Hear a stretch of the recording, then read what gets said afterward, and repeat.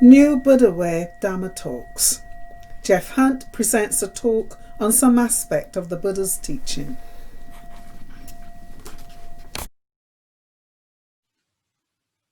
Today I'd like to talk about how do we know that what the Buddha is teaching us is true or valuable? Is there something about it that makes it different from all the other things that we hear? This is an important issue in our present time because we're so bombarded with information and access to information or misinformation until it becomes quite bewildering as to what is true, what is false, what is partly true, what is partly false. Just think of social media. Think of TV stations, especially in America, like Fox, for example, which are presenting pictures of things to manipulate people rather than give us the facts. This is very wearying, really, and as well as worrying, because we need to have some sort of anchor as to what we can trust as being true or not. Now, the Buddha has a surprising approach to this because he doesn't tell you that what he is saying is true. That sounds strange, doesn't it? The Buddha is not telling you what he thinks is true. He's telling you to try out a way of finding out the truth for yourself. It's a different matter.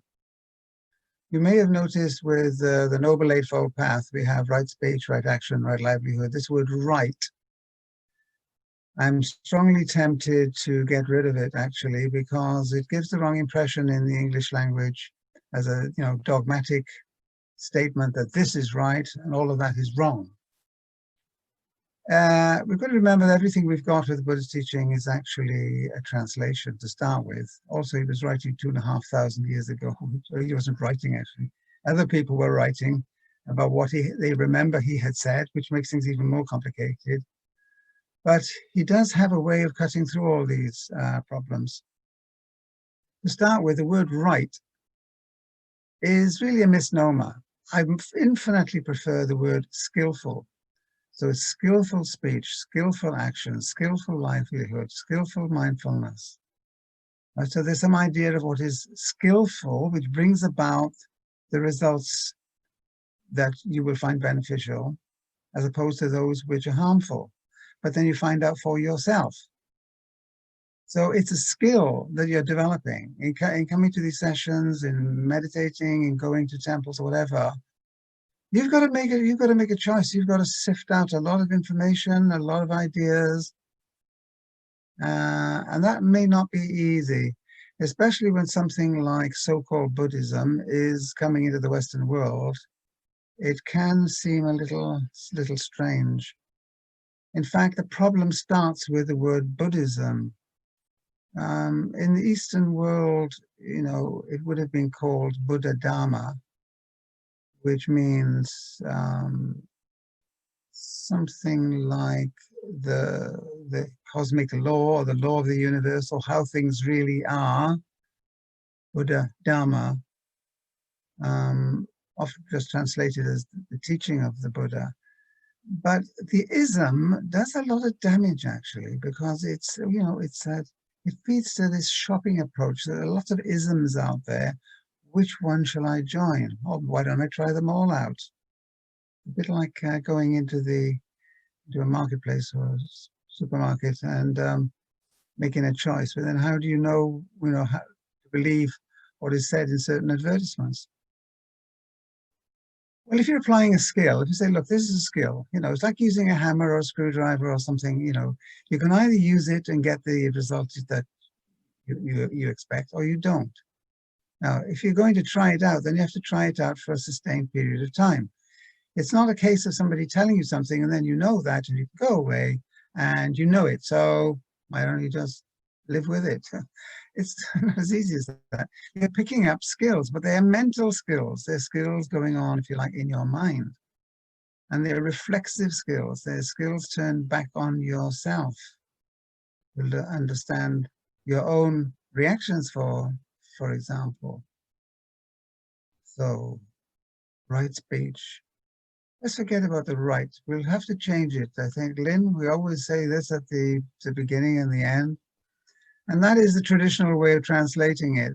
But in English, it gives a misleading idea. I would prefer it if it were skillful and unskillful.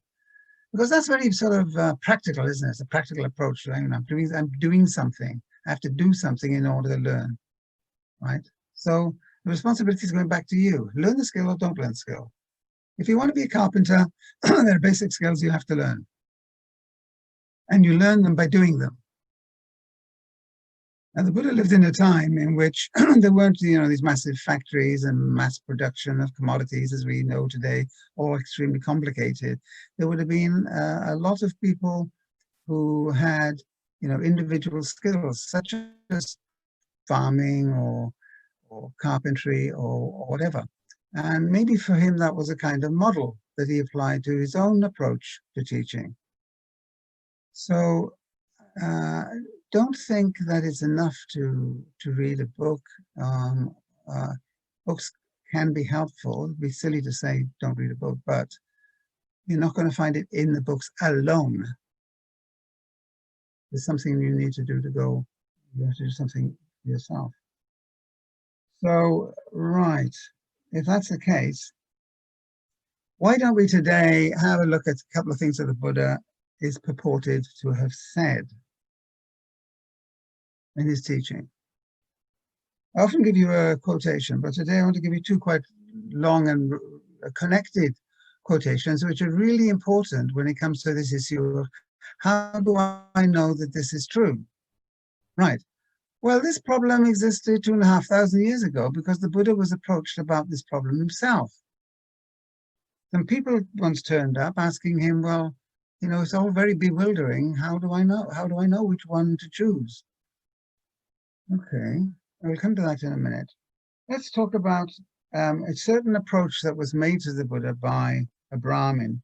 Now, a Brahmin is has become since the upper caste of the society, although the caste system is supposed to have been abolished in India, it's still culturally working. So this Brahmin approached the Buddha, we are told, and said to him, Master Gautama. Now, Gautama was the family name of the Buddha. You will remember his name was not the Buddha, right? His name was Siddhartha Gautama. That was, just a name like any other person. He was called the Buddha, meaning the enlightened one, by other people, and it just stopped. So a certain Brahmin approached the Buddha and said to him, Master Gautama, it is said, a directly visible Dharma. Again, a directly visible Dharma. So the man goes on and asks, in what way is the Dharma directly visible? What on earth could that mean? Sounds a bit ghostly. In what way is the Dharma directly visible? In what way is it immediate? In what way is it inviting you to come and see for yourself? Applicable and personally experienced by the wise. So there's a question being asked that the Buddha often uses the term, the Dharma that I'm teaching you is directly visible. That is, it is directly visible to you. You've already got the apparatus up there for doing it. It's just that you perhaps haven't exercised it very much, or your attention was never drawn to it before. And schools don't usually do this, although there are some changes recently which are quite good in terms of teaching mindfulness, for example, but it could be the wrong mindfulness. Remember, there's right mindfulness, and then there's wrong mindfulness, or if you like, there's skillful mindfulness, and then there's unskillful mindfulness. But that'll be another talk on another day. Okay, what is meant by this phrase, directly visible? Okay, this is what the Buddha says. Brahmin, one excited by greed, overcome by greed, with mind obsessed by it, intends, that is, aims, unwittingly for his own affliction, for the affliction of others, and for the affliction of both. And he experiences mental suffering and directions sooner or later. So take someone that, for example, is really obsessed about becoming rich. The Buddha says that in the long run, this is not going to make him any happier. There are poor people that are very happy, and there are wealthy people that are suicidal. Let's not forget that.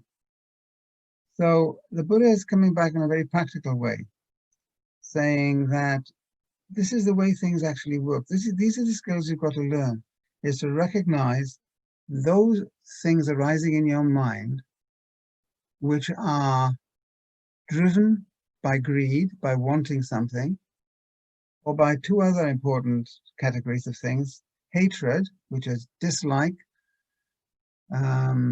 rejection, humiliation of other people. This could be a lot of fun, couldn't it? I'm all powerful. You're weak out there. We hear a lot of this these days. Obviously, it's not what the Buddha teaches. So one excited by greed, overcome by greed, with mind obsessed by it, intends or aims for his own affliction. That is, eventually, it's going to be very disappointing. But also, it tends to the affliction of others, that you will hurt a lot of other people on the way because you are so determined to become that wealthy person. I have met people like this, one or two of them in my own family, by the way. Eventually saying that this is a path to creating mental suffering for yourself. It is not saying that you should never use money. That would be ridiculous. It's saying let that not be the guide to your life. How can money or wealth be a guide to your life? It's a good question to ask. The Buddha would say that that is a thought. It will perhaps lead to some wealth, but it won't bring you any happiness, any wisdom, any compassion, any real understanding. You can get to the end of your life and you can say, well, now I made a lot of money and I'm dying. What am I going to do with the money now? I can give it to others, but the whole idea was that I use it myself, right? Okay, so let's look at it positively. Now, we've got to understand, I think, first that the Buddha has three very broad categories for misunderstanding life. One is greed, one is hatred or rejection, and the other is delusion about the nature of reality and the nature of human life. So what he's telling us is that there are three poisons that we need to spot in our own minds as they come up: greed, hatred, and delusion. Then we can think about what is the opposite of those. So he says, when greed is abandoned and he does not intend, that is, aim for it, bringing about his own affliction, the affliction of others, the affliction of both, then he or she does not experience mental suffering and dejection. It is in this way that the Dharma is directly visible. Now, the thing about trying to translate Pali or Sanskrit is, and when it's 2,500 years ago, is that it often sounds quite awkward. But look, it's very simple. You say, what drives we human beings? If we're honest about it, if we get to know what's going on in our own minds, we always want something. And we always convince ourselves that if we have that thing, then we will be happy. And then, of course, sooner or later, it becomes rather disappointing. In my family, I've got somebody with a £40,000 car. You know, I don't hate him because of it, but I think that wasn't very skillful, really. There's so much you could have done with £40,000. You could have bought a second-hand car for £4,000 and done something for other people with 36. But I don't want to judge him, and I haven't actually said this to him, you know, because he doesn't reckon me very much. I'm an academic, or was, and therefore I was interested in ideas and arguments, but not interested in money, which he found. I remember him saying to me, Geoff, with your brains, you could make so much money. Hang on, we're not on the same wavelength here at all. And we've never been on the same wavelength to this day. I'm not saying he's a bad person. I love him. He's my brother. Okay. So what all that boils down to is this, that a directly visible Dharma is knowledge of the way your own mind is working. And the easiest way to do it is notice when you are wanting something that perhaps you're not getting, but that's in your mind. It's unskillful to let that thing take over your mind. It's skillful to get a grip on it and say, no, let's do this in moderation as lay people, but let's not get carried away with it. There's a lot of good things I could be doing for others, for example, for the environment or whatever, which would be much more skillful. And I would feel a lot of benefit from that myself. I would feel the goodness of it. I'd feel good about myself, not in an arrogant way, but just in a peaceful way. Okay. If we can abandon all forms of greed, by greed, he does not mean eating a large lamb chop. He means greed, the wanting for anything in an obsessive sort of way. Of course, we cannot do without wanting to some extent and in some way, but there's a hell of a lot of choice up there about what we want and how we want it and what we will do to get it. That's where the skillfulness lies and the wisdom lies. Then there is, what are those things that I reject? Well, you don't have to ask somebody else. Look into your own reactions.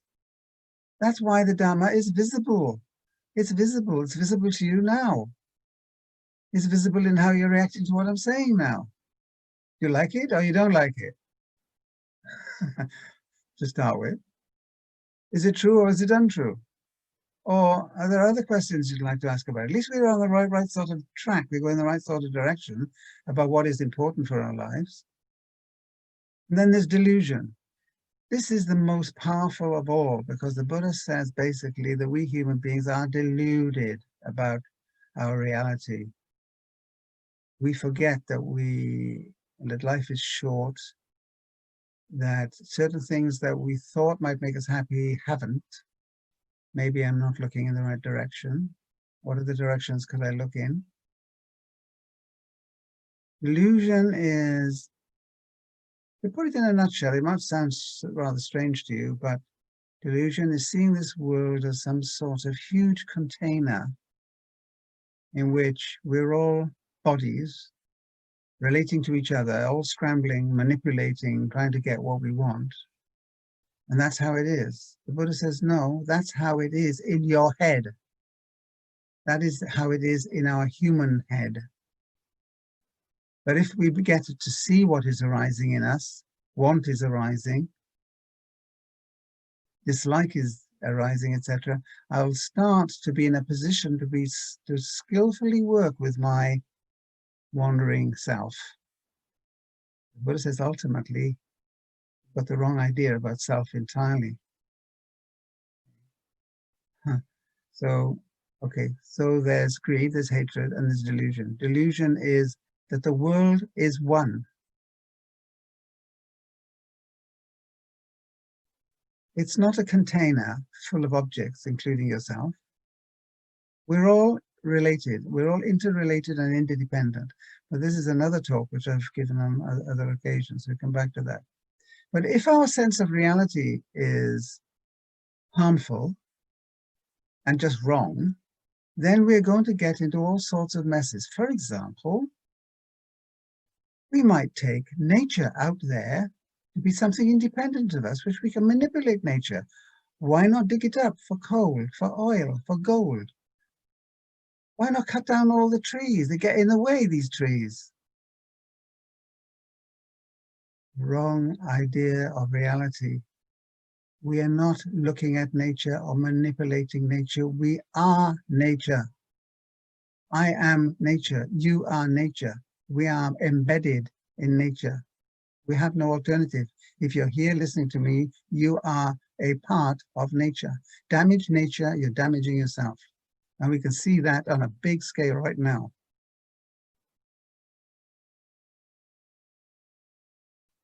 Okay, so Why is all this directly visible? Well, I'm going to ask you, and then you can, talk about it. Directly visible. Visible isn't really the right word, or even tangible. It's perhaps directly knowable in the sense that everything that can be going in the right way or the wrong way in terms of our own happiness, care for each other, so is either going in my mind. I can see when my mind is going in the direction of wanting. You don't have to tell me that. I can see that for myself. So it's directly visible. This is mindfulness, but I don't really know about that, or I haven't done it before, or I find it a bit difficult, or don't quite know what you mean. But if you work on it, especially with others, then you begin to see it is possible to note what is going on in your own mind. It could be greed, it could be hatred or rejection, or it could be a lot of other things which go in the harmful box, and a lot of other things which I've perhaps been ignoring or laughing at, which go in the beneficial box. But that's up to me. It's directly visible. There it is, right in front of you. That's what the Buddha means when it's there. It is staring right at you. But you don't see it because you're too busy wanting more or not wanting what you have got. By the way, you all know you're mature people. I'm not talking about you in particular. I'm talking about us, including myself. Okay. All right, so let's look at the second quotation quite quickly. This quotation I like is in a completely different place. Well, it's in the Anguttara Nikaya, but it's in a different place. And it's connected with this idea of the Dhamma being visible. The Buddha tells us in this quotation to know things for yourself. Other people, like teachers or books, can tell you things, but then what are you going to do? How are you going to apply it to yourself? Without that, the whole exercise is meaningless. So he uses that phrase, know for yourself. Now, he was approached by a group of people called the Kalamas of a town called Kesaputta, who said, the problem here is there are gurus here, there are gurus there are Shramana teachers there are people of all kinds of sects and so on. They're teaching this is right, that is wrong. The Kalamas came and said and appealed to him. We're just getting confused. We're getting confused. So what can we do about all this confusion? The Buddha said, he's a compassionate person. He said, I perfectly understand the confusion. But there's one thing that you should remember. This is a matter of knowing something for yourself. It's not all these people that are talking, they can talk as much as they like. But you're only going to really learn from the workings of your own mind. Know for yourself. So it doesn't matter whether a certain teacher is more clever than another one. It doesn't matter if one teacher is more eloquent than another one, or that a teacher is more more famous than another one. It's all completely irrelevant.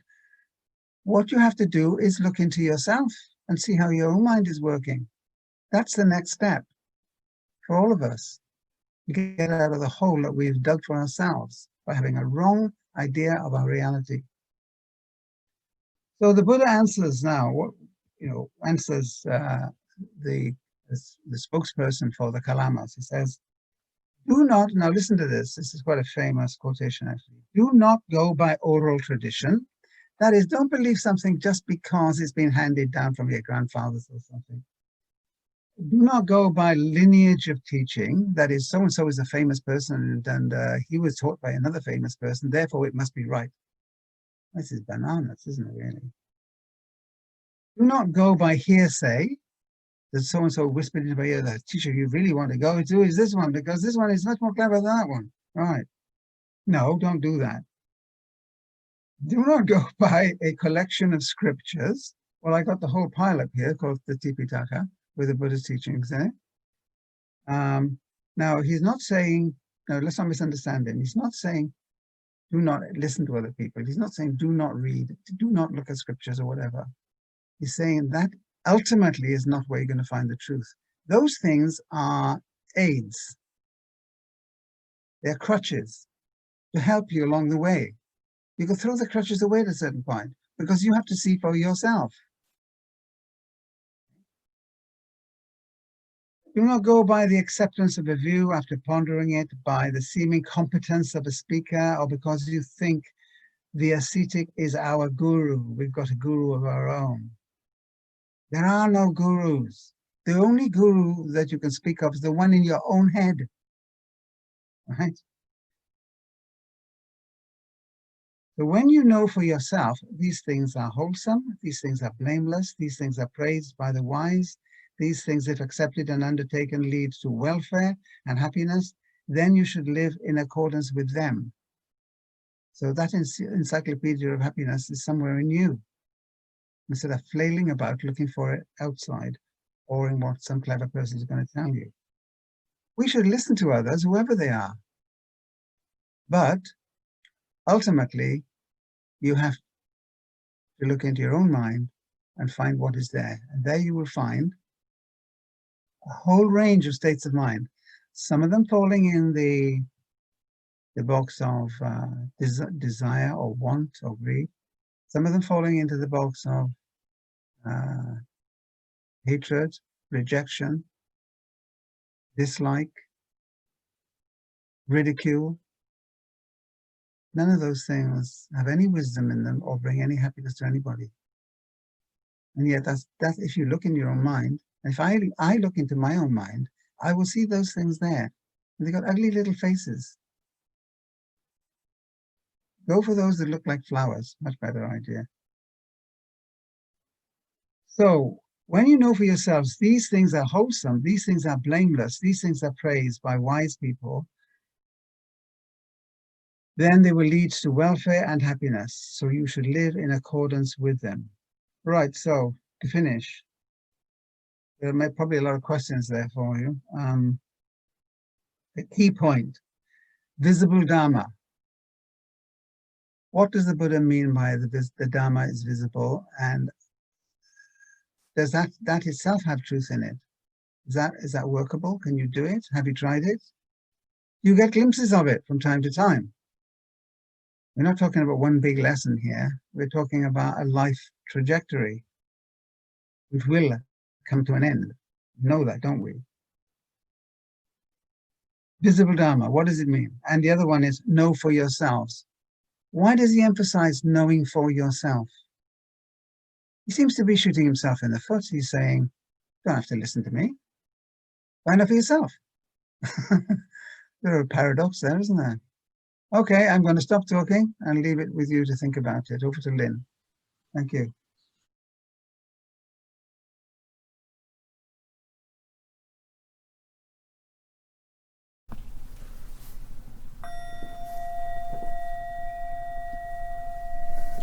New Buddha Way lets go of East and West and starts afresh in the life we have now. For more information, visit www.newbuddhaway.org.